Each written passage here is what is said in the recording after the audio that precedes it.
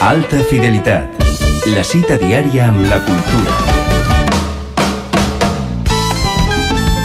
L'Albufera de València és la zona humida més important del nostre territori. Està situada al sud de l'Horta de València i al nord de les riberes del Xúquer. Avui dia hi ha declarat un parc natural per intentar protegir-la, amb més de 21.000 hectàrees que comencen 10 quilòmetres avall de la ciutat de València.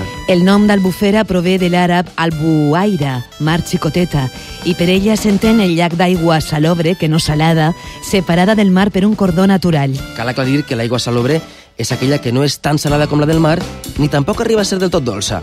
Doncs bé, l'interès per Albufera de València ha sigut una constant al llarg dels temps, ja siga per motius econòmics, paisatgístics i també etnogràfics.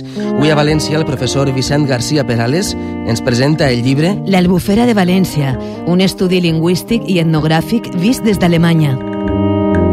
Soc Vicent García Perales, professor de la Universitat CEU Cardenal Herrera, on impartís classes de llengua i comunicació, i com a autor d'una tesi doctoral sobre uns materials de Manuel Sanchis Guarner em vaig interessar per recuperar uns altres materials que va fer el mestre Manuel Sanchis Guarner quan estava a la presó, en 1940-41, va estar traduint de l'alemany al castellà uns altres materials d'un altre alemany, d'un altre professor alemany que va vindre a l'Albufera de València en els anys 30, aproximadament. Aleshores, nosaltres en aquest llibre el que hem fet és recuperar la vida, els costums, la llengua d'aquells anys, dels anys 30 de l'Albufera de València. La casa de l'Albufera, és a dir, la barraca, sobre els pous, les nòries, com utilitzaven l'aigua, com cultivaven l'arròs, i després també sobre la pesca de l'Albufera en aquella època. I es pot saber, Vicent, què és el que feia als anys 30 un investigador alemany a la nostra Albufera? Hamburg era un centre que s'interessava moltíssim per la cultura, per l'etnografia. Hi havia un mestre molt important allà, que era Fritz Krüger, que va enviar un deixeble seu, que era Max Tede. Max Tede va ser el que va vindre en 1933, va estar 2 mesos a l'Albufera de València perquè tenia un atractiu perquè era coneguda internacionalment, diguem-ne. I Max Tede va fer la tesi doctoral i la va fer a partir dels materials que hi va recollir de viva veu dels llauradors, dels pescadors de l'any 1933 quan hi va estar a l'Albufera de València. Per què un alemany? Doncs insistís que Alemanya en aquella època s'interessava per tota l'etnografia romànica, per les llengües romàniques. Hi havia un centre hamburguès dirigit per Fritz Krüger.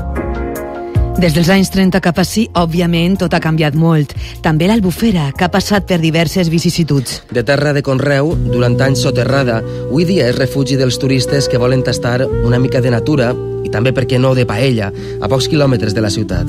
L'Albufera en els anys 30 mostrava una vida molt rudimentària i molt primitiva, i per això jo crec que va ser l'atractiu que este professor alemany, Max Tede, diguera que volguera recuperar aquesta vida primitiva que estava a punt de desaparèixer. Lògicament, l'evolució de l'Albufera ha fet que avui en dia hagi canviat per complet el paisatge, hagi canviat els interessos, fins i tot no, ara el tenim més turístic, i diguem-ne que la recuperació de tots aquests materials, d'esta llengua, dels pescadors dels 1930, el que ens aporta és una visió que calia recuperar. És la idea de tots els filòlegs que ens dediquem un poc a fer enquestes dialectals, a recuperar el valencià de poble, que pensem que estem en una cruïlla històrica que hem d'aprofitar. És a dir, cal fer enquestes perquè això d'ací 20 anys o 30 anys desapareixerà. I això és el que trobem al llibre. Conjures damunt la terra, futur, present i passat.